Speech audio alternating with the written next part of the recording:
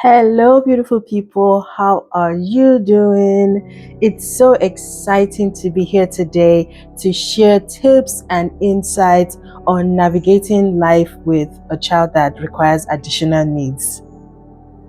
On today's episode, I'm going to be talking about sleep. Yes, how do you promote restful sleep for your child or your ward that requires additional needs? Before we go into the topic, let's do a little check-in. How are you? Seriously, how are you? I would like to encourage you with a Bible passage, and I'll be reading from 3 John 2, the NLT version, and it says, "Dear friend, I hope all is well with you, and that you are as healthy in body as you are strong in spirit." So that is my prayer for you, and that is my wish for you today. I know that a lot is happening. I totally get it. I am a parent and a guardian like you. Here's the thing. I wish you well. So just take a deep breath. Everything is going to be all right. So today we're going to be talking about strategies that promote restful sleep. Even as a mother, I also need to sleep. You also need to sleep, and I'm hoping that the tips I'll be sharing today can be useful for you as well as your child. So many children on the autism spectrum, or generally children that require additional needs, have trouble falling asleep and staying asleep. And you can tell by now the kind of things that happen when our children are not getting enough sleep. These children do not really have a good quality of life because their day is marked by certain behaviors that interfere with their learning and makes it difficult for them to interact with peers. And so today we'll be looking at the tips that I use to promote restful sleep for my son, because I've learned that with these tips that I use, his behavior has improved. He's able to focus, he's able to listen, and is able to play with his mates at school. So please note that I am not advertising any product. I am only telling us what I use that is good for my own child. So one of the things I use is a magnesium salt. I make him have a bath with pure Epsom salt. So I use this product, Dr. Teal's.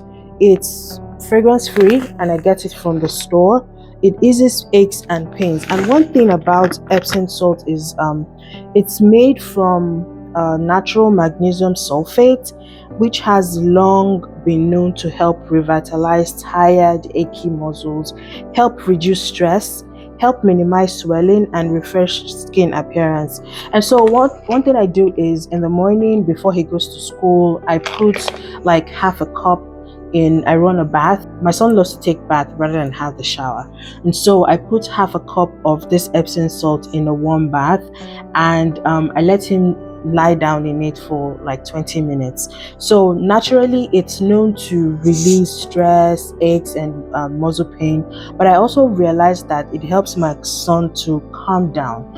And most people feel like Epsom salt should be used in the evenings, but I use it in the morning and in the evening. So in the morning before he goes to school, so his body is calm, well rested, well focused, and then I also use it when he comes back from school. So before I put the salt, what I do is I also have another Dr. Teal's product, which is a foaming bath.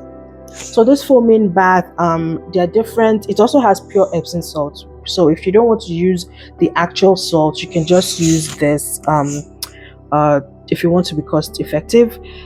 So one thing I like about this foaming bath is that it has essential oils, and I'm also going to talk about that. So essential oils are very good. They have this calming effect on the body.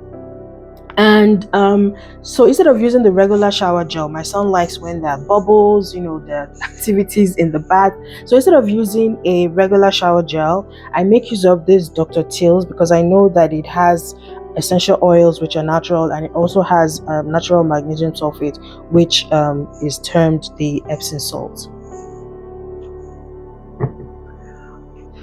So another thing that I use that is also a part of the shower gel is it contains essential oils. So just so that I go like an extra mile to promote that soothing, calming effect, I also add essential oils to his bath.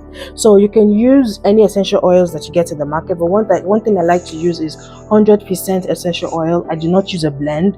I use essential oils with one herb in it, and lavender is a very good herb that is known to cause a calming effect, known to calm the nerves.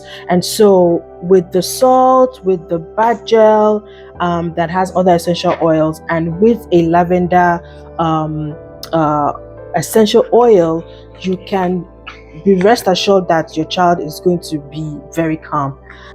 So I've said two things today. I've said that we can use Epsom salt, we can use bath gels that contain essential oils and Epsom salt. We can also use 100% natural essential oils to promote restful sleep for our child. But I use it in the mornings and in the evening because I want I want him to be as calm as possible. I want his behavior to be really okay for school. So I use it in the morning, and then before his bedtime, I also use it at night. Another thing I do is I make use of a galaxy projector, which is a form of light that projects in the ceiling and has some soothing sounds. Some people call it white noise. Sometimes it can just be playing music that can also promote sleep and help him to stay asleep. So this is a projector galaxy. They call it a galaxy. This is a galaxy projector that I use for my son. He likes dinosaurs, so I bought something that looks like a dinosaur egg. So people, that's all the tips I have for you today. I hope you've been able to get one or two things from promoting restful sleep for your child. Let me know in the comment section if you want me to share the Amazon links to these products, and also if you have any other question or if you've tried any of these tips before. I would really like to know what works for your child or your guardian in ensuring that they sleep and they have a great behavior at school. Until next time, thank you so much for listening. Bye.